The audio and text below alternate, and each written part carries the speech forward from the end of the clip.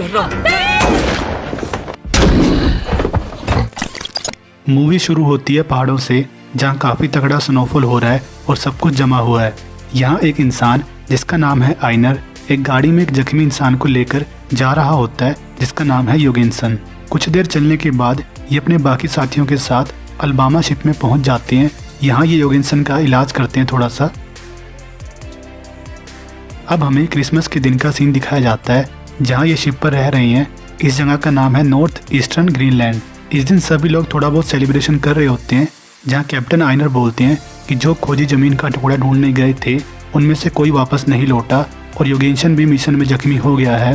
तो अब मैं इस मिशन को पूरा करने जाऊंगा और जमीन के लिए प्रूफ्स ढूंढूंगा, वरना अमेरिकन्स ग्रीनलैंड की जमीन के टुकड़े पर अपना कब्जा जमा लेंगे। तो मैं चाहता हूँ तुम में से कोई एक जना मेरे साथ चले। इनमें से कोई हाँ नहीं बोलता, पर नेक्स्ट डे आइवर जाता है कैप्टन के पास, जो कि बस एक नॉर्मल सा मैकेनिक है, बाकियों की तरह सोल्जर नहीं।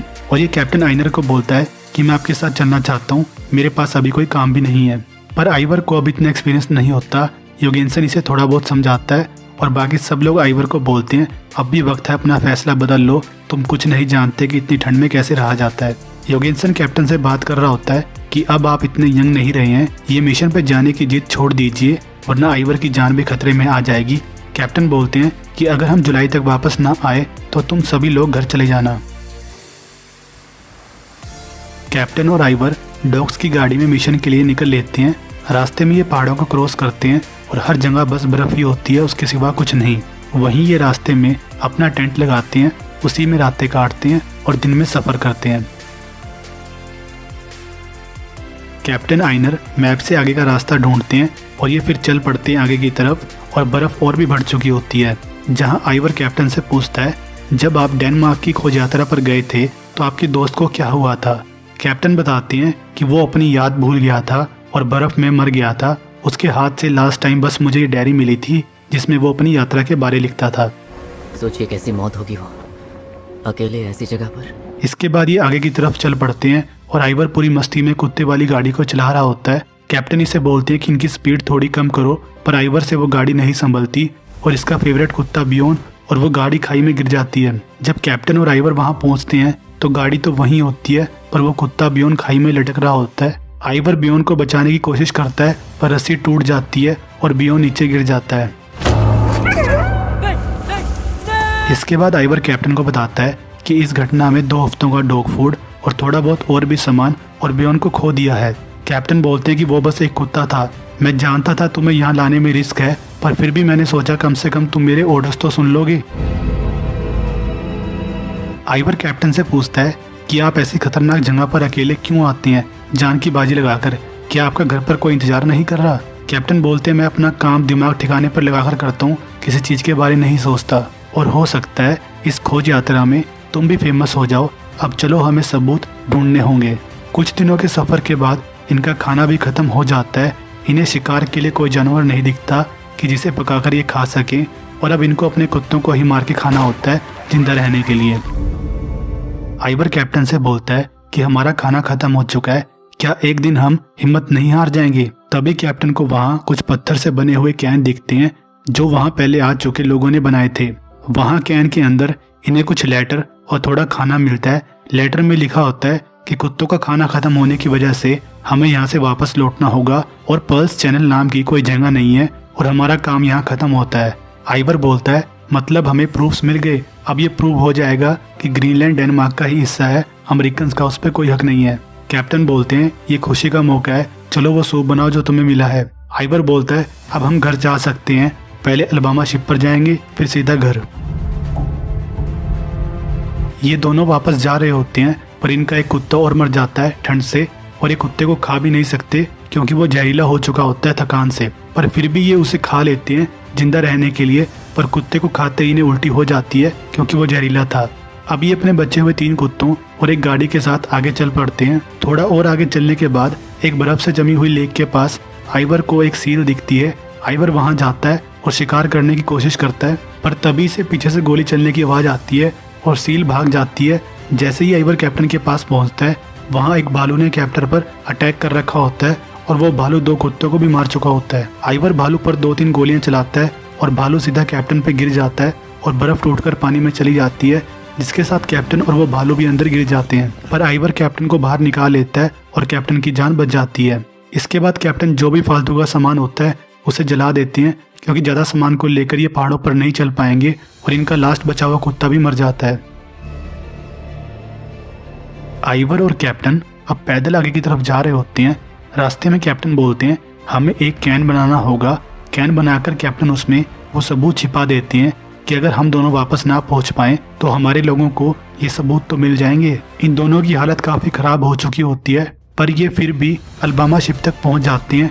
वहाँ इन्हें अपनी शिप नहीं दिखती, क्योंकि शिप के सामान से वहाँ एक छोटा सा घर बना रखा होता है और एक छोटी सी झोपड़ी भी। आइवर वहाँ देखने जाता है तो कोई नहीं मिलता उसे। इनके बाकी के दोस्त इन्हें वहीं छोड़कर जा चुके होते हैं और गवर्नमेंट इनके बाकी के दोस्तों से पूछती है कि तुम उन्हें छोड़कर क्यों आए। ये बोलते हैं कि जहाज़ टूट चुका था इसलिए हमें वापस आना पड़ा, पर वहाँ हम 1 साल का खाना छोड़कर आए हैं। और गवर्नमेंट को जब पता लगता है कैप्टन के साथ एक मैकेनिक गया हुआ है मिशन पर, तो ये बोलते हैं कि हम उन्हें रेस्क्यू करने नहीं जाएंगे, वो दोनों तो मर गए होंगे अब तक। कैप्टन आइवर को हौसला दे रहे होते हैं कि कोई ना कोई शिप हमें बचाने जरूर आएगी, उम्मीद रखो नेक्स्ट समर के एंड में कोई ना कोई शिप आएगी। हाँ, कुछ दिन बाद कैप्टन को सपना आता है कि जो ये कैन बना के आए थे उसे भालू ने तोड़ दिया और सबूत सारे उड़ गए। तो कैप्टन आइवर को बोलते हैं हमें वापस चलना होगा, कैन से वो सबूत लाने होंगे, उन्हें वहाँ नहीं छोड़ना चाहिए था। कैप्टन और आइवर कैन तक पहुँच जाते हैं जो कि टूटा हुआ होता है। कैप्टन घबरा जाते हैं उसे देखकर, पर इन्हें वो सबूत वहीं मिल जाते हैं। फिर कैप्टन आइवर से बोलते हैं देखा मेरा सपना सच था ना, यहाँ भालू ने तोड़फोड़ की है। अब ये सबूत को लेके वापस चल पड़ते हैं। आइवर और कैप्टन अपने शिप से बने हुए घर पर पहुंच जाते हैं, जहां वो घर पहले से ही खुला होता है।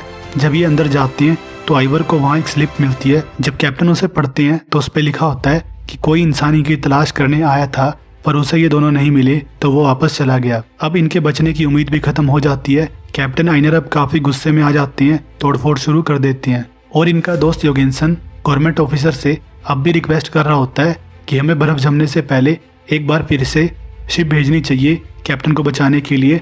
उनके पास पक्का सबूत होंगे ग्रीनलैंड वाले। अगर हमने शिप नहीं भेजी तो वो 1 और साल जिंदा नहीं रह पाएंगे। पर गवर्नमेंट ऑफिसर नहीं सुनते योगेंसन की।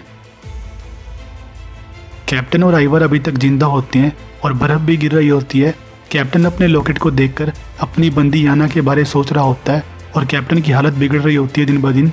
कैप्टन को हर जगह बस अपनी बंदी याना दिखती रहती है। दिन निकलते जाते हैं, गर्मियाँ भी खत्म होने को होती हैं और बर्फ जमना शुरू हो जाती है। आइवर कैप्टन को बोलता है अभी भी वक्त है ना हमारे पास, शायद कोई शिप आ जाए, अभी भी बर्फ जमी नहीं है पूरी, हम निकल सकते हैं यहाँ से। आइवर की हालत भी खराब होने लग जाती है।